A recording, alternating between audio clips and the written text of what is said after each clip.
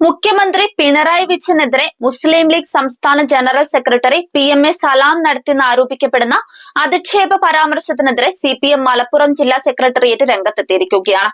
PMA സലാമിന്റേത് തരം താണ നിലപാടാണെന്നും രാഷ്ട്രീയ മര്യാദകൾ പാലിക്കാത്ത നിലപാടാണെന്നും ജില്ലാ സെക്രട്ടേറിയറ്റ് പുറത്തിറക്കിയ പ്രസ്താവനയിൽ പറയുന്നു. വ്യക്തി അധിക്ഷേപം പിൻവലിച്ച് PMA സലാം കേരളീയ സമൂഹത്തോട് മാപ്പ് പറയണമെന്നും CPM ആവശ്യപ്പെട്ടിരിക്കുകയാണ്. ജനക്ഷേമ പ്രവർത്തനങ്ങളുമായി മുന്നോട്ടു പോകുന്ന സംസ്ഥാന സർക്കാരിന്റെ നേതൃനായകനായ മുഖ്യമന്ത്രിയെ അധിക്ഷേപത്തിലൂടെ തകർക്കാമെന്ന് ആരും കരുതേണ്ടെന്നും പ്രസ്താവനയിൽ പറയുന്നുണ്ട്. സലാമിൽ നിന്നുണ്ടായത് അനുകരണീയമല്ലാത്ത മാതൃകയാണ് എന്നാണ് CPM ആരോപിക്കുന്നത്. മുസ്ലിം ലീഗിന്റെ സാംസ്കാരിക അപചയമാണ് ഇതിലൂടെ വ്യക്തമായതെന്നും രാഷ്ട്രീയ എതിരാളികൾക്കെതിരെയുള്ള സംസ്കാരശൂന്യമായ പരാമർശങ്ങൾ ലീഗ് നേതൃത്വം ഒഴിവാക്കണമെന്നും CPM ജില്ലാ സെക്രട്ടേറിയറ്റ് ആവശ്യപ്പെട്ടു.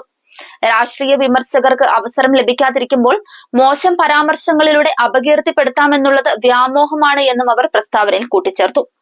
സംസ്ഥാന സർക്കാർ PM ശ്രീ പദ്ധതിയിൽ ഒപ്പുവെച്ചതുമായി ബന്ധപ്പെട്ട വിമർശനം ഉന്നയിക്കുന്നതിനിടെയാണ് PMA സലാം മുഖ്യമന്ത്രിയെ അധിക്ഷേപിച്ചതെന്നാണ് ആരോപണം ഉയർന്നിരിക്കുന്നത്. വാഴക്കാട് പഞ്ചായത്ത് മുസ്ലിം ലീഗ് സമ്മേളനത്തിലെ ഉദ്ഘാടന പ്രസംഗത്തിനിടെയായിരുന്നു സലാമിന്റെ വിവാദ പരാമർശം.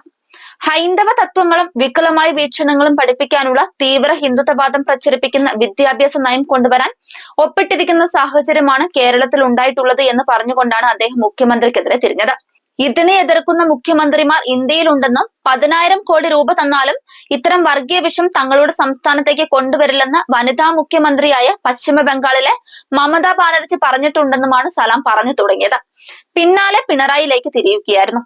കേരളത്തിലെ മുഖ്യമന്ത്രി ആണും പെണ്ണും കെട്ടതുകൊണ്ടാണ് അതിൽ ഒപ്പിട്ടത് എന്നാണ് PMA സലാം പ്രസംഗത്തിൽ പറഞ്ഞതായി ആരോപിക്കപ്പെടുന്ന കാര്യം.